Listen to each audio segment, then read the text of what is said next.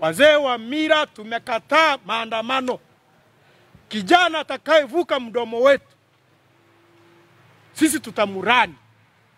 Ndugu wananchi, Rais wa Jamhuri ya Muungano wa Tanzania, Mheshimiwa Dr. Samia Suluhu Hassan, anapenda kuwatakia wananchi wote heri ya sikukuu ya uhuru wa Tanzania bara inayoadhimishwa kila mwaka tarehe 9 Disemba. Aidha, serikali inawashauri wananchi wote ambao tarehe 9 Disemba 2025 hawatakuwa na dharura kuitumia siku hiyo kwa mapumziko, hivyo kusherehekea siku hiyo wakiwa nyumbani. Wakati Tanzania tunasherehekea sikukuu ya uhuru, pia mataifa zaidi ya 17 wanapinga au wanaipinga Tanzania au wanailetea vikwazo Tanzania kwa maneno, kwa actions, kwa yale yaliyotokea 29. Sasa na pia bahati nzuri ndugu zetu wa Serengeti, wa Masai, na wenyewe wanasema kwamba watatoa laana kwa kijana wao yoyote yule atakayeshiriki kwenye maandamano ya Disemba 9. Ukiangalia na pia rais kumtuma waziri mkuu kutoa taarifa na maelekezo kwa jinsi Mtanzania atakavyoisherehekea sikukuu ya uhuru ambayo ni tarehe 9 Disemba. Tuko kwenye kama vile tunaisherehekea uhuru wetu, lakini pia tuko kwenye majonzi yale yaliyotokea 29, na pia tuko na furaha kwa sababu tunaendelea mbele pamoja na haya yote yaliyotokea. Vikwazo tulivyokuwa navyo ambavyo nchi 17 zinatupa maneno, zinaisema Tanzania, zina mipango ya kuididimiza nchi hii ya Tanzania na kuipeleka kwenye chaos, kuipeleka kwenye njia au direction ambayo mabebelu wanaitaka. Maelekezo ya ndugu zangu wa Masai, kikao cha tunasema traditional, watu wazima, wazee waliokaa kwenye mkutano na kudiskasi ili kuweza kuangalia ni kitu gani waweze kukifanya ili wawe ni part of kuleta amani kwenye nchi yao. Wamefanya majukumu na maamuzi magumu sana ambayo kijana yoyote Mmasai, hii ni kauli ya kutoka Serengeti, wana Serengeti wamekataa kata na hawataki mmoja kati ya Wamasai kushiriki kwenye maandamano.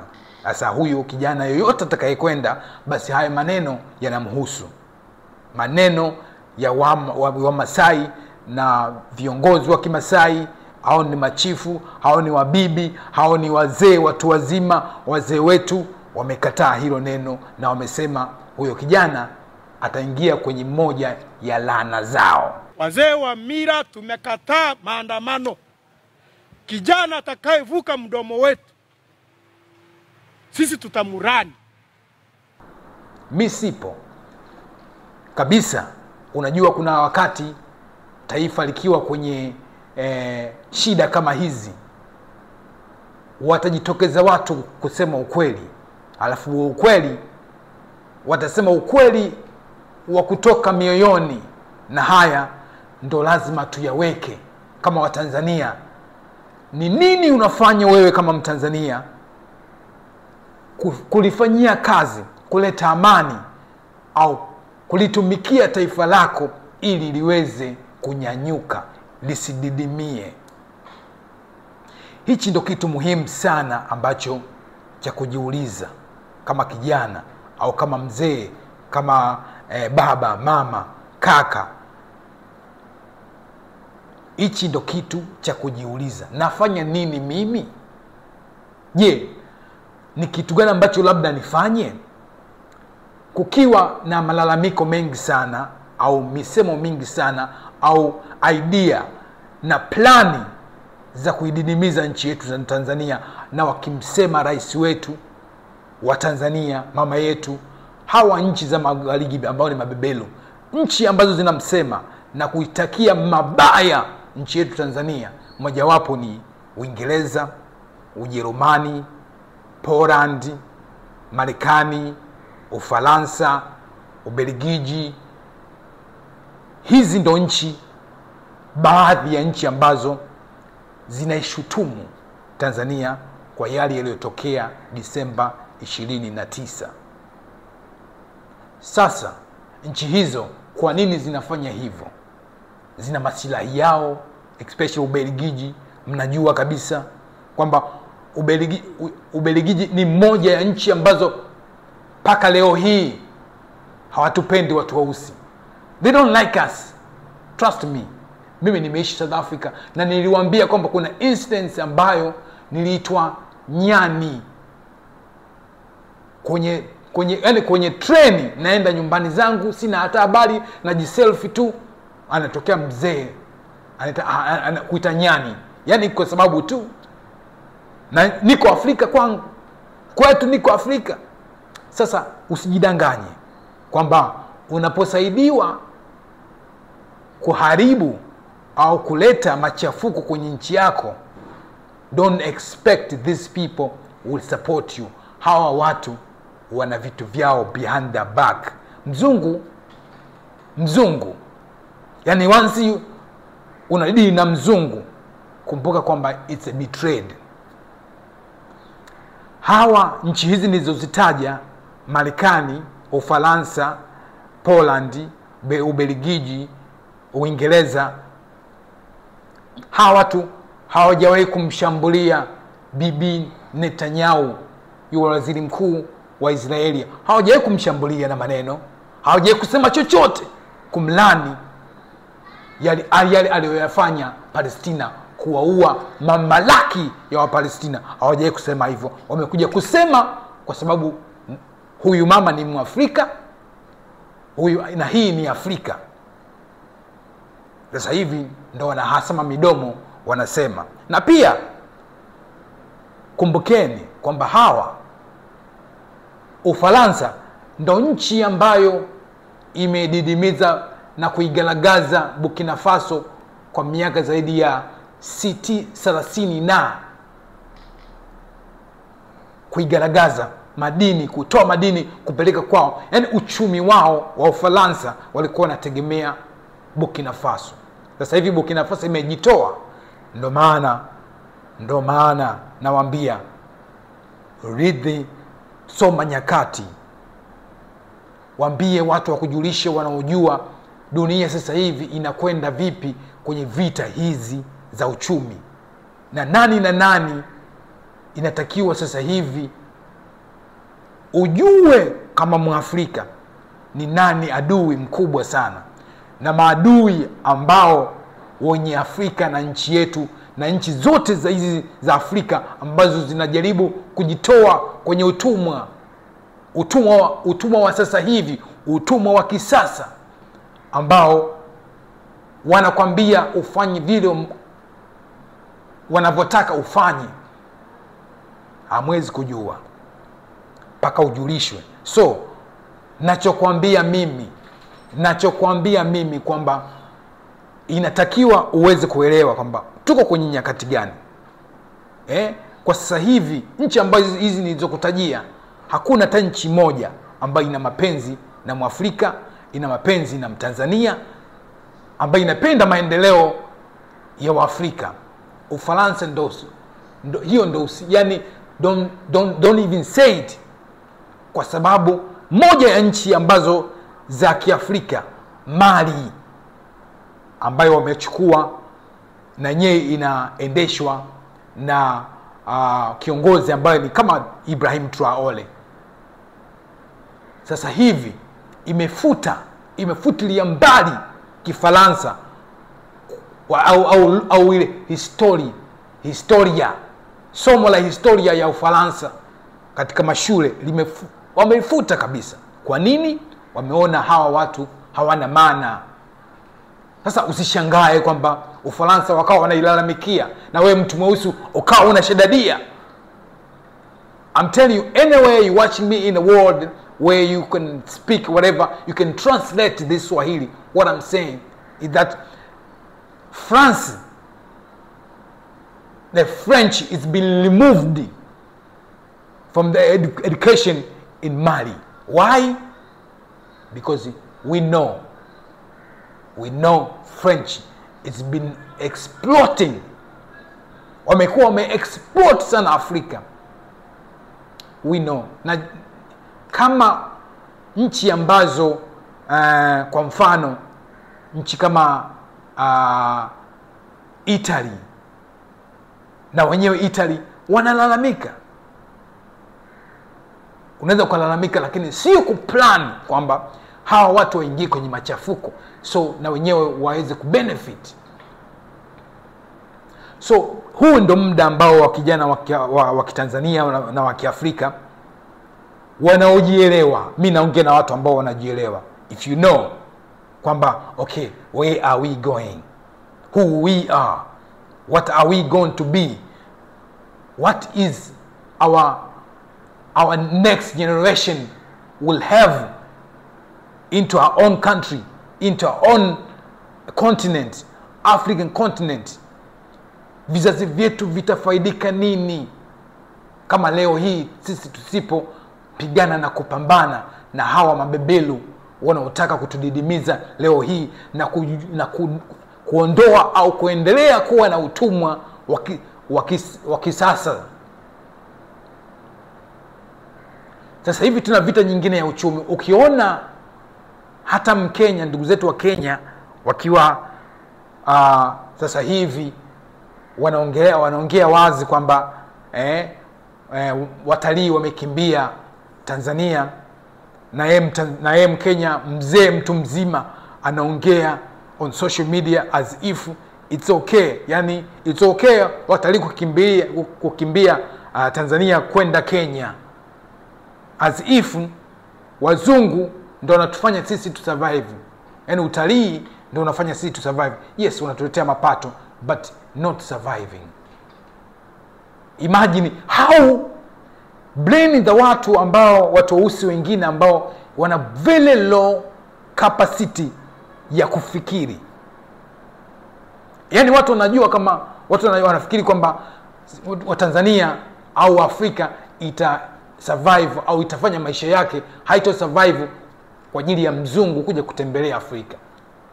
Yani bila watalii maisha hayaendi Afrika. Bila mzungu maisha hayaendi Afrika.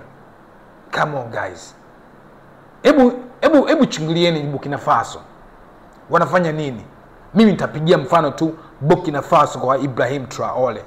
Na ni kijana, ni rais ambaye ni kijana na maisha yanakwenda kuliko miaka yote ya utawala au ya nchi ile ya Burkina Faso. Burkina Faso sasa hivi kuna kipindi Burkina Faso, kipindi cha walikuwa wana experience the same problem. Ibrahim Traore ilikuwa every single day anataka kupinduliwa, na hizo nchi zinatuma watu kama hivi Tanzania tulivyokuwa tunapokwenda ni watu wanatumwa kuja kutaka kuipindua, watu wanatumwa labda kuandamana, wengine wanatumwa kuharibu miundombinu, wanatumwa wanapewa hizi pesa kidogo waweze kutekeleza yale ya mabebelu wanayoyataka yatekelezwe. I want to tell you please guys, Burkina Faso kuna kipindi bodaboda walikuwa hawalali. Yani kuna kipindi yani mwanajeshi, polisi, siji nani, wote walikuwa wamekubaliana na Ibrahim Traore, wanamlinda rais wao mpaka sasa hivi, na walikuwa hawalali bodaboda. Ndugu zangu bodaboda, kama unaniangalia, walikuwa hawalali wanamlinda rais wao, kwa sababu kulikuwa na vikundi ambavyo vinatumwa kuweza kuipindua serikali ya Ibrahim Traore. Sio mchezo, hii vita sio ya kawaida.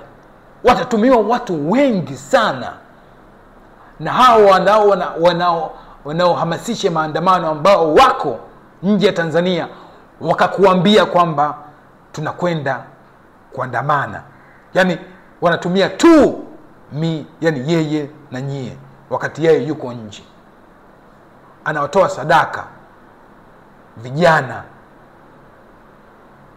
anawatoa sadaka kabisa, nendeni mkaumie for the benefit of just small coin, labda yeye apate madaraka, au labda yeye apate kile ambacho atakachokipata walichompromise mabebelu. Na mabebelu wanampromise mimi nasemaga hivi, mimi nitaendelea kusema hakunaga upendo wa mzungu kwa mtu mweusi 100%. Hakuna hiyo.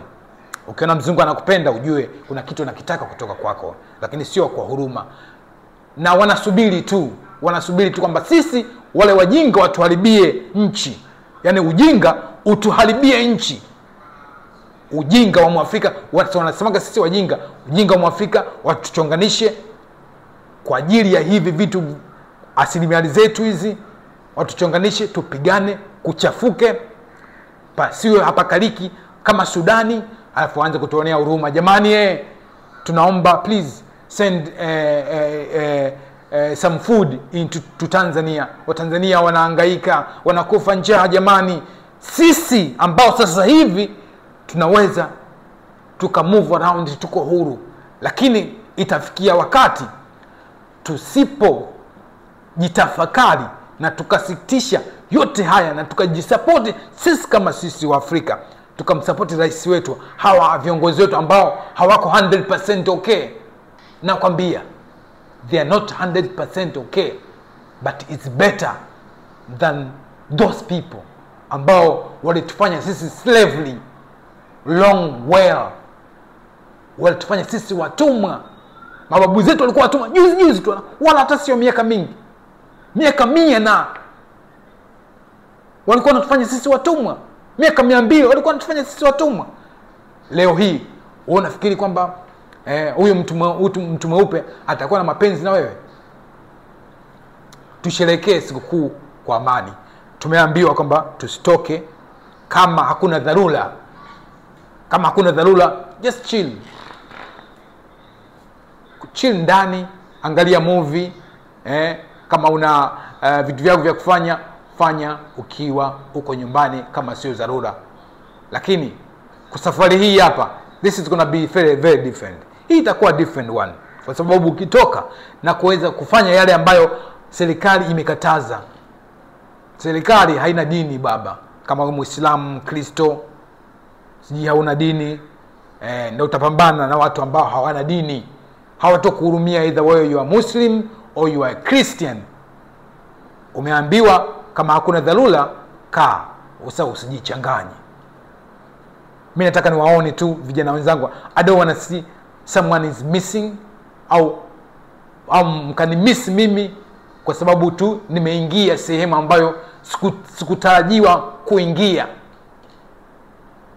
Hii itakuwa tofauti na ile 29, kwa sababu ile ilikuwa kula, lazima utoke uende ukapige kura. Lakini hii mmeshaambiwa sikukuu ya uhuru imesitishwa, na zile pesa za uhuru zitafanya yale ambayo yaliharibika kwenye kipindi cha 29 Disemba. Sasa tusijichanganye kama vijana wenzangu wengine wanavyosema. Usijichanganye ukaingia kwenye anga za watu ambao wamepewa jukumu la kuilinda nchi kwa hali na mali, na kulinda mali za Watanzania kwa hali na mali. Wameapa na vitabu vya, either wameapa kutumia msaafu, wameapa wametumia Biblia.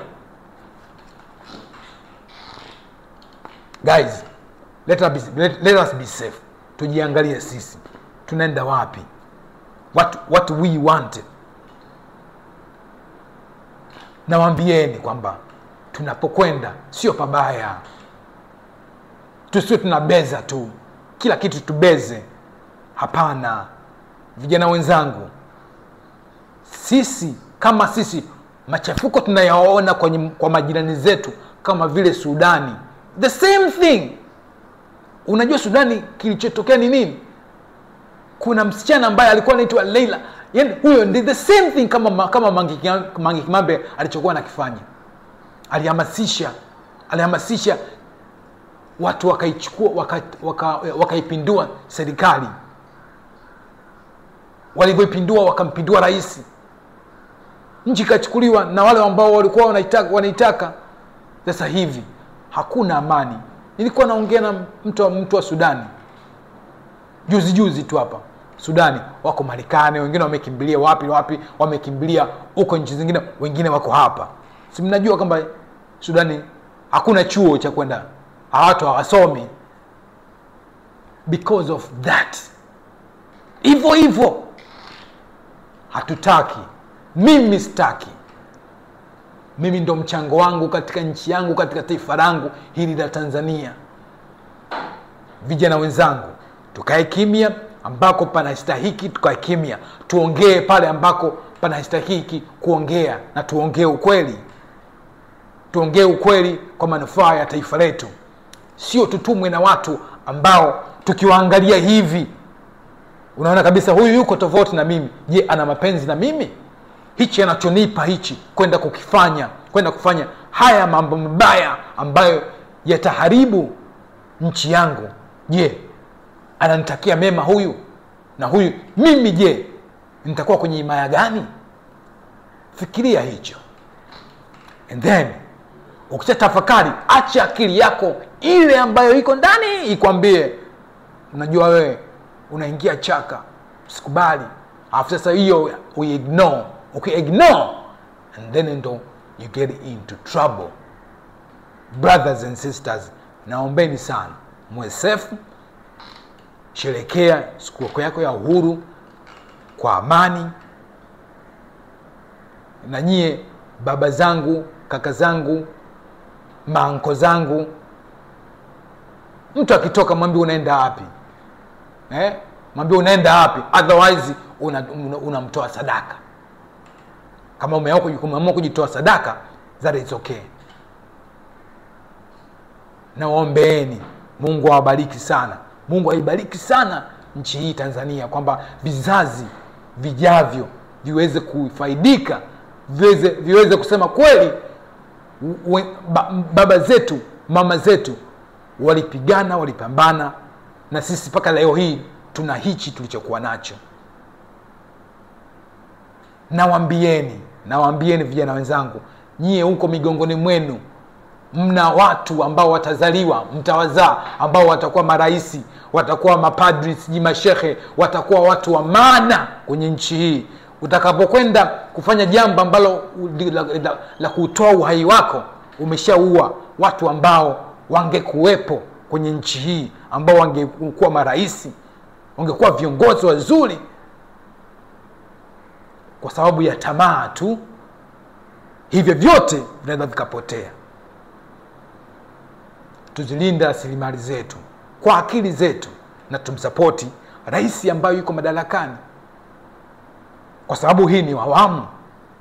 Basi tuangalie, je, huyu rais atatutumikia? Kama haja tututumikia, tusianze kutaka yale ambayo yakatuharibia nchi yetu. Mimi nasema hivi, amani. Naomba sana endelea kunifollow. Mimi natumia Abdi Millionaire kwenye Instagram, na hapa ni namba channel. Kwa hiyo naombeni sana pia, sio mbaya ukasubscribe, ukaacha comment. Nimepata comment nyingi sana ambazo kuna wengi wana appreciate, na wengine wenzangu na mimi, au wenzao na wale pale upande ule kule wanatoa comment za ajabu. Sio mbaya, hatuwezi tukaa wote pamoja. Kila mmoja anakula kwa kutumia mkono wake. Mwingine ana mega vizuri, mwingine ana mega vibaya, mwingine anatafuna vibaya, mwingine anatafuna vizuri, mwingine kakaa ndo hivyo. Kwa hiyo hatuwezi tukawa sawa. Hata Yesu ndio maana alisulubiwa msalabani. Ndio maana Yesu alisulubiwa, na yeye ni kiumbe ambaye alitumwa na Mwenyezi Mungu na akazaliwa kwa maajabu. Jamani, hata kwa Waislamu ndio maana Mtume Muhammad aling'olewa meno na hakuwalani wale watu. Yaani wale watu walimng'oa meno hakuwalani. Malaika walimjia wakasema tuwafanye nini hawa watu? Yaani malaika walikuwa na uwezo wa kuibidua ile nchi ika upside down na ikateketeza kizazi chote, lakini akasema hapana. Hiyo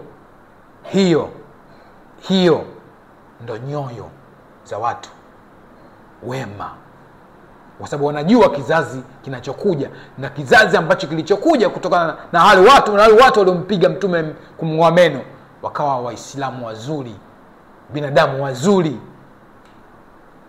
Kwa hiyo leo hii kuwa safe ndugu yangu, pambana, tupambanie taifa letu. Asanteni.